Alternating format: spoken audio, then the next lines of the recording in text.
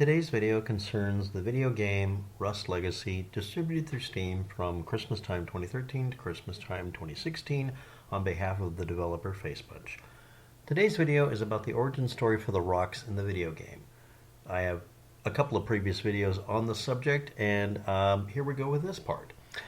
First off, we're going to be talking about rock.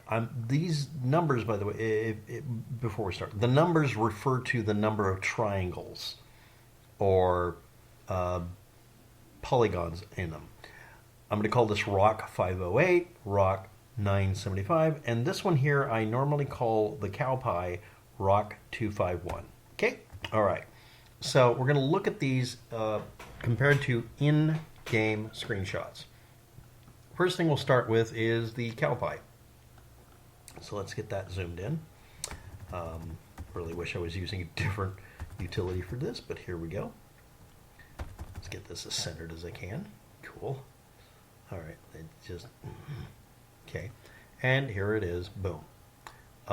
May not look exactly the same, but it's very close to being exactly the same. Pointing out some things. Hopefully you can see my cursor on the screen. Hopefully it's just a cursor because I'm using Cam Studio. We have a almost a wedge shape I'm going to be indicating with the mouse cursor. Hopefully it shows up on your screen.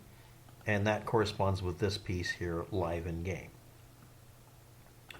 We're looking at the top of this rock, and you'll notice this wiggling curve that goes kind of in a W here and then trails off to the right, or excuse me, to the left.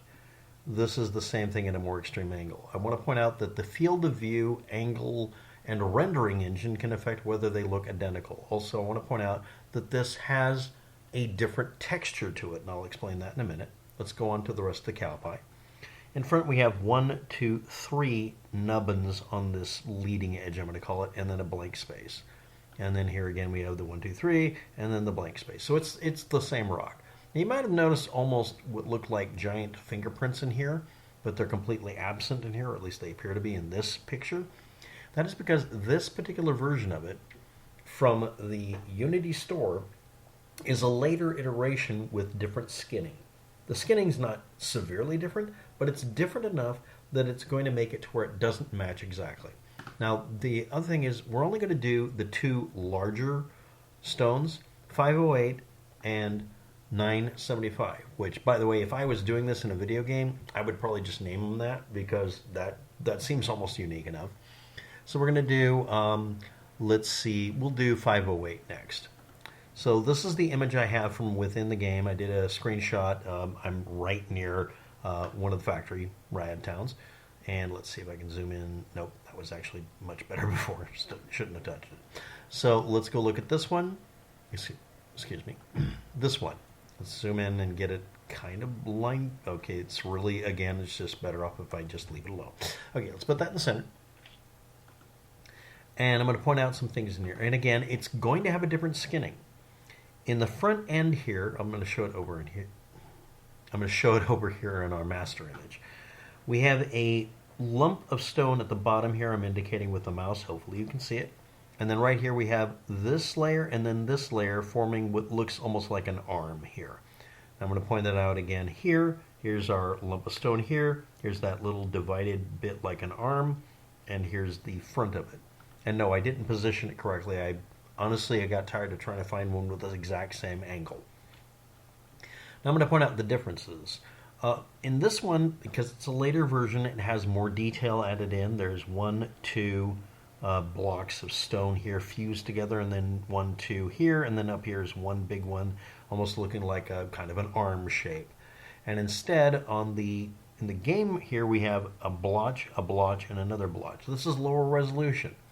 Now that could have been A, because of the original version looking like just what you're looking at, or B, because the game development process, they decided to lower the resolution or just change out the skinning.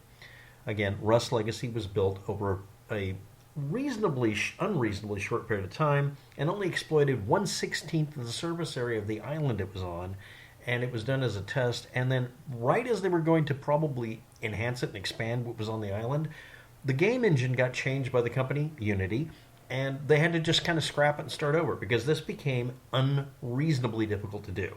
It would have taken like 8 years at that pace to rebuild the game up from there. So anyway, we're going to go over to 975. I'm going to call it Rock 975, even though that's obviously not its name. And I'm going to zoom in way more than I probably should and screw it up. I know. And we're going to try to look at an image for Rock 979, or 975 here.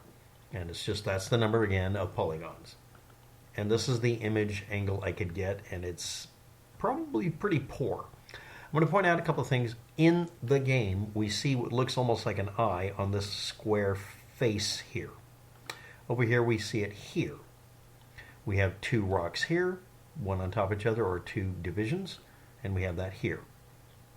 In the background, we have this tail piece or add-on bit, and there it is right there. Again, these angles are almost impossible to get because the game renders it at a different kind of field of view and whatever depth than it does in this render here we see.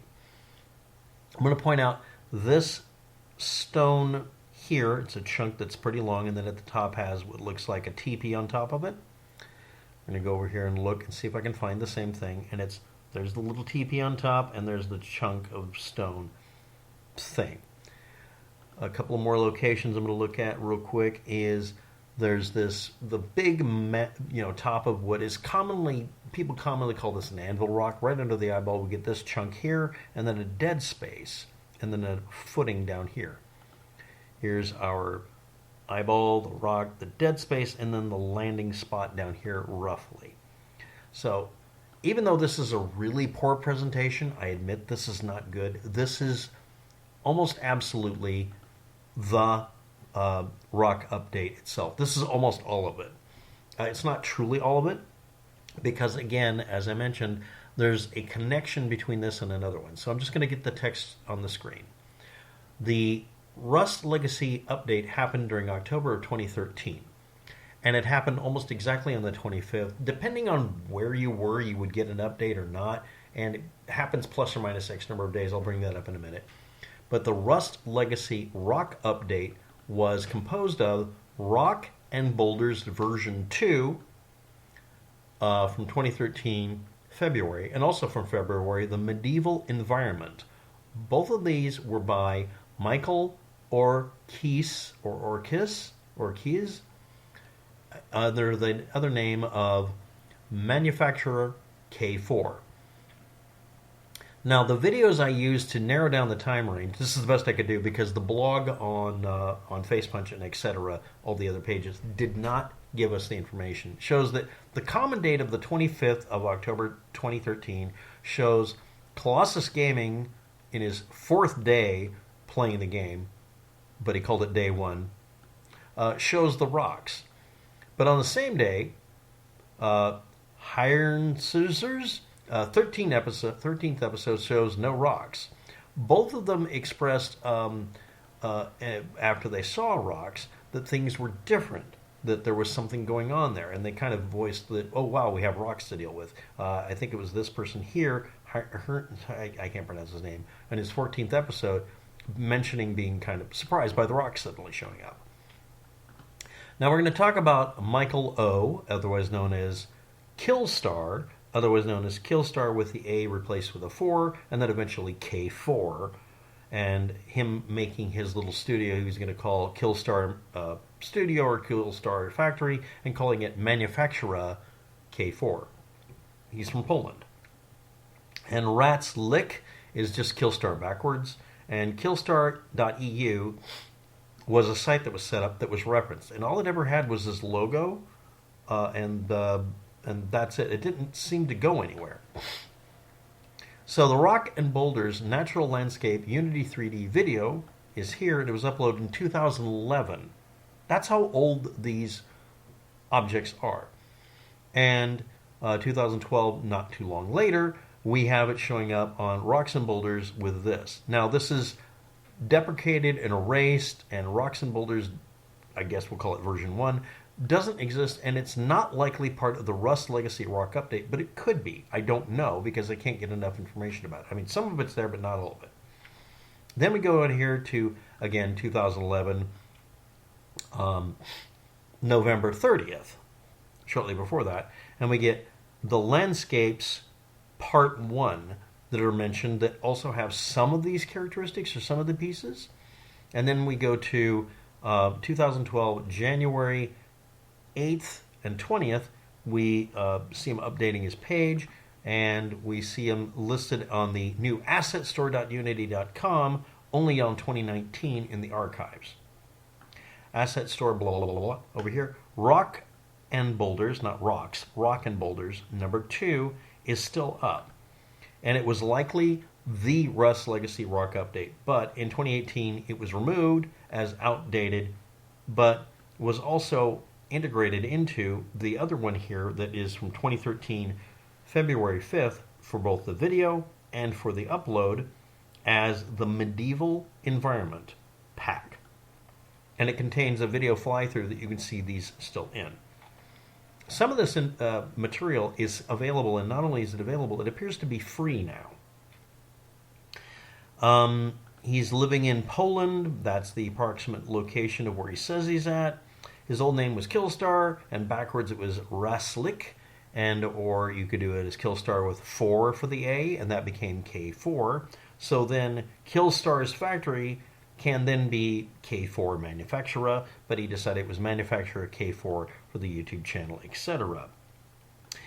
And again, killstar.eu was just the logo placeholder page till about 2016, where it just fell off. Now, if you have a Unity Store Asset Owners page, okay, where you have a Unity account and you've downloaded or grabbed these, you will still have a listing for a download button for any purchased and deprecated or erased content because it's stored with your account. If any of you have access to any of the account data in your account data to any of Michael O's or Manufactura K4's content, please look in it and see if you see something that looks really familiar like this. It'll just be a bunch of rocks and maybe some other stuff. I don't know, maybe share it.